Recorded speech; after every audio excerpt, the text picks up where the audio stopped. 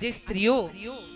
સ્નાન કરવા આવી હતી એ સપ્તઋષિની પત્નીઓ હતી। અરુંધતી માએ તેમને રોકી, પણ સ્નાન કર્યા પછી આ માઘ માસની ઠંડીને કારણે એ ધ્રુતી આજે અગ્નિ બળતો હતો એનું તાપણું કરવા આવી અને આ 6 માતૃકાઓએ આવીને આ અગ્નિથી તાપણું કર્યું એટલે એમના રૂવાડાથી એ અગ્નિ માંથી જે ભોળાનાથનું તેજ હતું તે એમના રૂવાડામાંથી શરીરમાં પ્રવેશ કર્યો અને એ ગર્ભવતી થઈ અને પાછી ગઈ સપ્તઋષિઓ પાસે। સપ્તઋષિઓએ જોયું કે અમારી સ્ત્રી ગર્ભવતી છે એટલે નાદાની માં એમણે પોતાની સ્ત્રીઓનો ત્યાગ કર્યો અને આ અમોઘ જે તત્વ હતું